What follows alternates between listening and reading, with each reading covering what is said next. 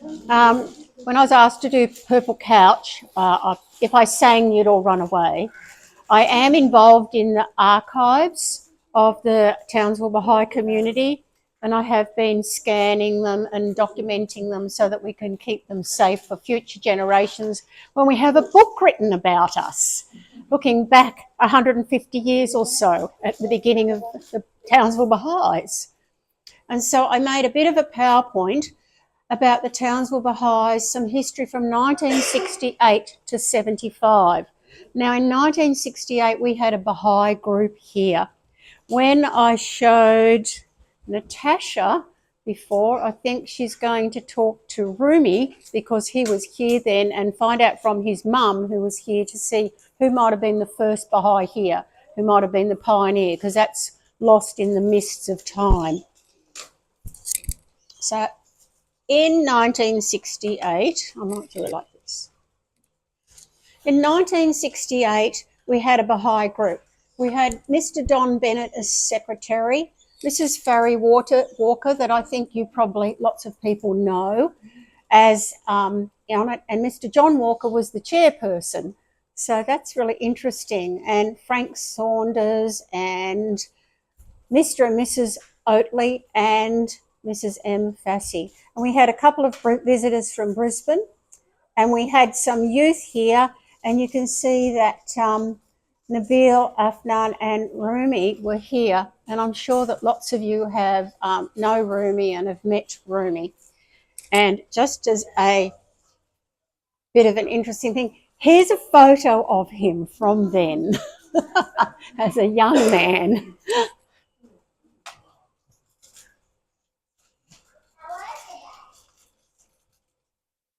Was that John Bennett that was in Ipswich? I'm not sure. Well, there we go. So it was Mr. Don Bennett that was in Ipswich. Yeah. So then we find these connections out of people that were here and in different places in Queensland and Australia. Now, they had quite a lot of meetings in 1968, but what struck me about the meetings when I went through the minutes was how they described when they started. I love it. At about 9 p.m, at about 8 p.m.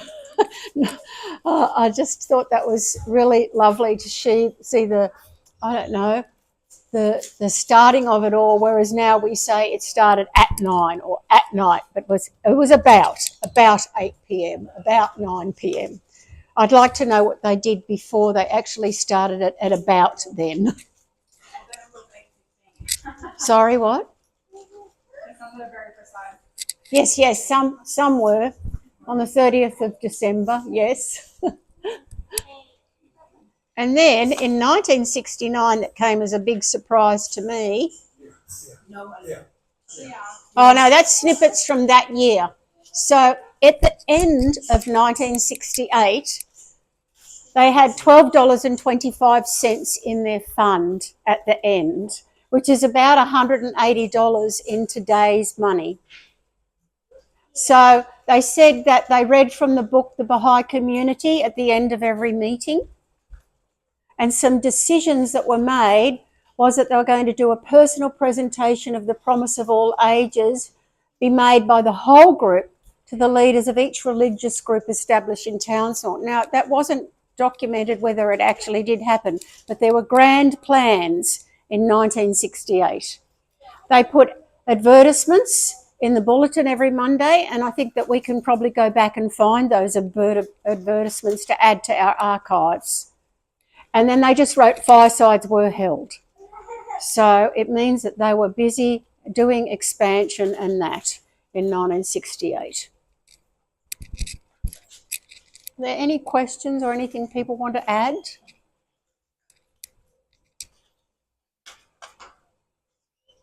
Then in 1969, we had a local spiritual assembly. And that came as a big surprise to me because I thought it was either in the 1980s or at least the end of the 1970s. But no, way back in 1969 on Rizwan, it was formed.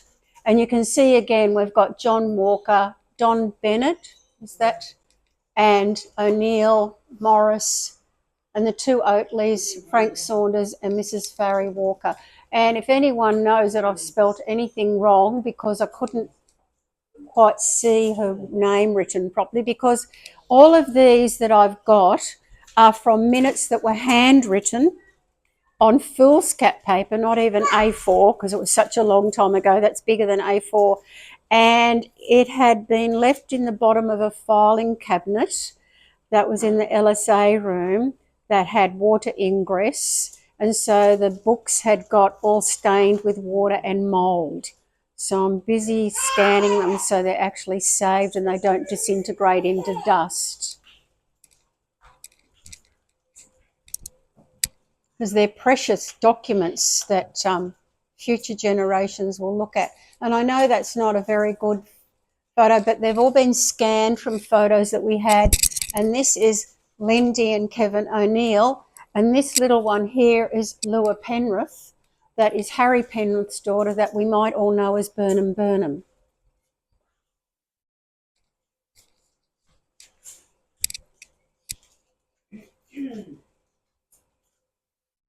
Now, in 1970, it was back to being a group again.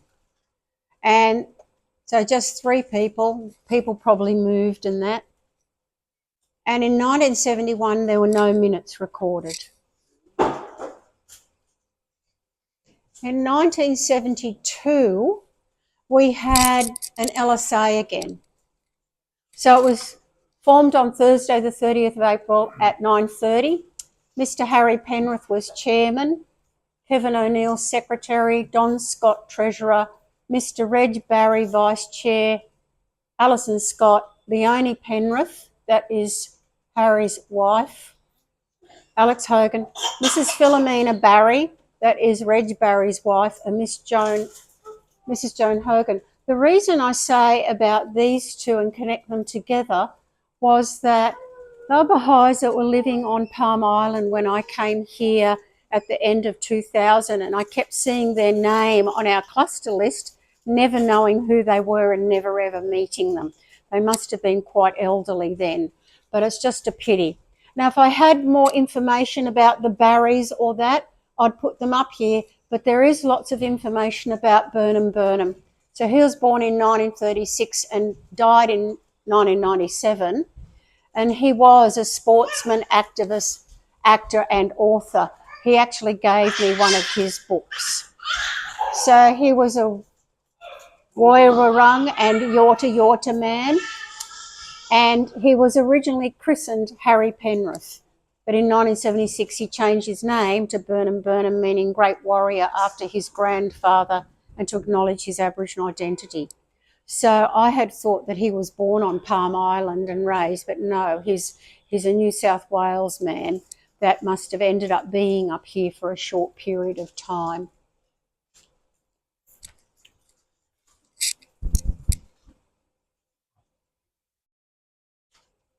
I don't do that. And again, it's not a good photo because they're all little ones, you know, that used to take on, that came out about this size with white around the edge when you took your photo. So this is Harry Penrith and his daughter Lua. And here, this is lifted from Wikipedia, and it talks about him coming into contact with the Baha'i Faith in 1956, and he identified as a Baha'i in 1969. So he later said that the love shown to him was the reason he became a Baha'i, and he became active in teaching. In the early 1970s, he was elected as one of the 9 members of the NSA, which I didn't realise either, but that's from Wikipedia, so we'll just have to find out whether that is fact from Wikipedia. And it says he served with distinction. This is on the web. And in 1979, he encountered the American playwright and author Tom Lysart at Canberra Airport, invited him to his home, introduced this man to the Baha'i movement, and Lysart became a Baha'i. So that's just pretty special, I think, talking about our faith, so we're very proud of it.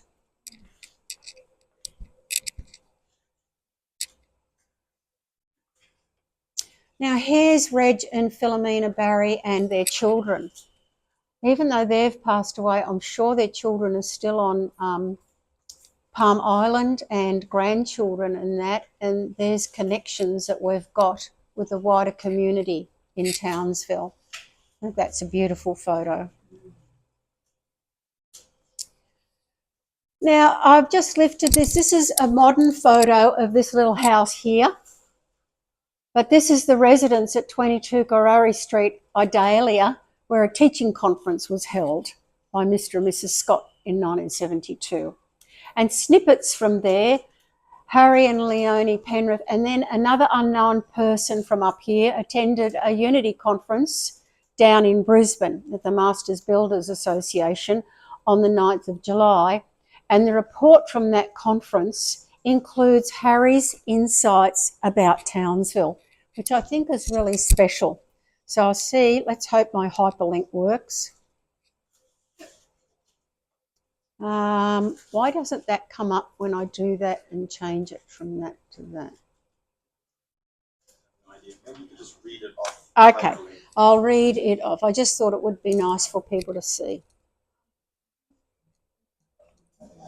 Harry and Leonie Penrith reported on Townsville, describing the birth pangs of an LSA composed of 5 Aboriginal Baha'is and 4 others. Harry displayed a map of the city and neighbouring shire and showed where the Baha'is lived, also those from Rockhampton upwards to Cooktown. He told of the frequent travel teaching trips to Cairns and Mackay. They asked questions of the Baha'is to discover the overall population of Redcliffe and Lismore, also the Aboriginal population figures. Give the message to Aboriginals first, they urged. It doesn't matter if they don't become Baha'is, but it is obeying some spiritual law and will open many other doors. A voice was heard to agree from the audience. The beloved guardian gave us this advice 19 years ago and we still haven't obeyed him. So that's what happened at the conference.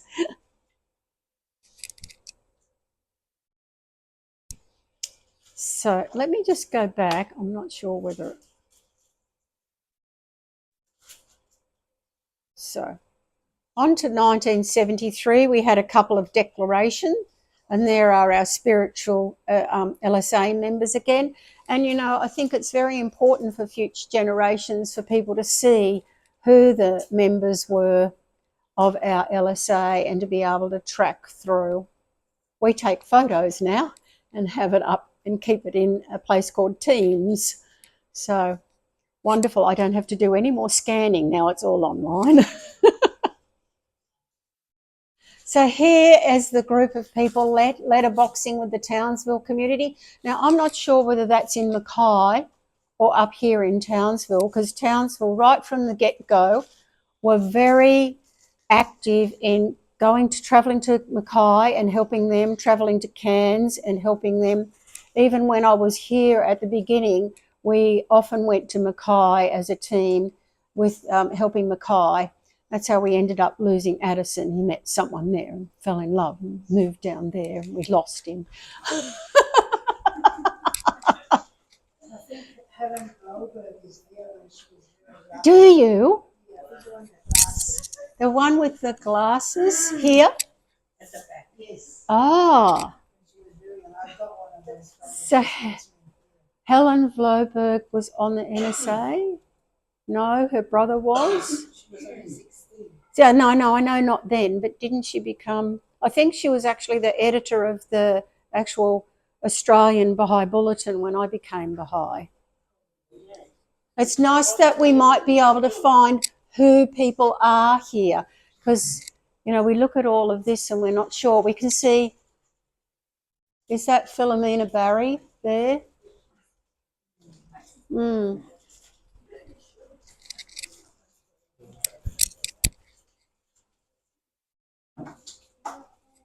And here's some more. So in Townsville, the first Atherton Regional Goals Conference was held in 1973. And there are Baha'is from Townsville, Mackay, Brisbane and Cairns all there. So it's just interesting to see how the group had expanded and grown and gathered people in from other areas. Yeah, this is again on the 1, 2, 3 on the right standing. Young girl. Yeah. 1, 2, 3 standing. Yes. Mm. Yeah, it would be nice to know who these people are and where they are now. Old. Yes, they are. I won't say how old I am for them to think I probably took photos of me at that time. Yeah, I have. I'm ready to be retired. Now, I know it's a bit of a sad note, but I found this, which was just beautiful. They had an ad in the paper. So they had films. They'd organised the grounds of South Townsville Post Office, which is in Bell Street, which is that street just behind us, to have something on Saturday, to have something at James Cook Refectory at the university, and have it again on Wednesday. And the problem was the film didn't arrive to be shown.